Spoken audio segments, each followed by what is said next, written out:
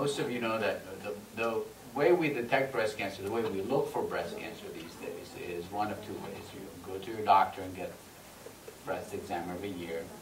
And after age 40, most people are recommended to get a mammogram every year. That's been the standard, at least here in the U.S., for finding breast cancer. Now, over time, we've sort of come up with these newer technologies like using sound waves to find things inside of the body, using magnetic waves to find things inside of the body. And we decided to see, well, is this any better than the X-ray you get with a mammogram? There's been a number of studies over the years that have been done in Europe and here in the U.S. that have shown that actually mammograms do save lives. They do prevent patients from dying from breast cancer because you can find breast cancer at a point where the surgery, the chemotherapy, the radiation all help patients not die from breast cancer. We just don't have that data for using sound waves like ultrasound or using MRIs in patients to find breast cancer. Now, people try, the way most of us use ultrasounds, most radiologists use ultrasounds and MRI, is as a complement to the mammogram. Okay? So, for example, something on the mammogram or on the physical exam is wrong, but you can't really quite get a good picture. Getting an ultrasound and getting an MRI may give you more information to help you determine whether or not you need a biopsy, whether or not you need more surgery, whether or not whatever's happening is much more extensive than what you think. So ultrasounds and MRIs are really very helpful as additional information. So most of the time you'll find that these two imaging modalities will come after you get your mammogram. So the mammogram is typically the first step.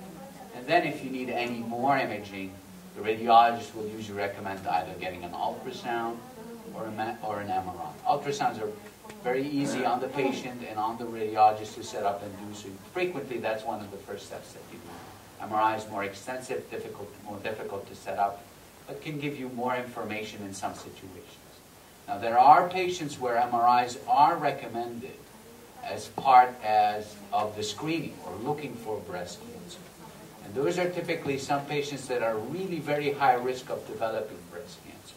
Not that we have any data that shows that MRIs actually save lives, but we want to be extra careful. And like Dr. Ruby mentioned, some patients have a tendency in their family to develop breast cancer. And that tendency gets transmitted from mom to daughter, from mom to son, through genes, through your chromosomes, your DNA. And that's a BRCA mutation. So those patients tend to get cancer earlier on. They tend to get cancer on both sides. And in those patients, for example, using an MRI along with the mammogram may be helpful at finding cancer earlier. Some patients also are at higher risk of developing breast cancer because they've had a precancerous lesion somewhere that makes them much more likely to develop breast cancer. And maybe MRIs are more helpful in that situation. And some patients, for example, who've had lymphoma, non-Hodgkin's lymphoma, or Hodgkin's disease. So what they do is part of the treatment for that type of lymphoma, for Hodgkin's disease, sometimes is to radiate this area of the body. They're usually young when that happens.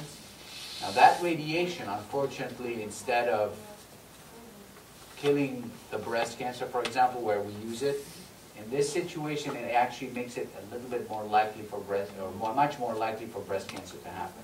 These are patients where using MRIs along with the mammogram is going to be helpful, or we think it's going to be helpful. But mammograms are always going to be there. You can't really replace them. They have the MRI and the ultrasound are complementary to the mammogram, but the mammogram should always be the first step.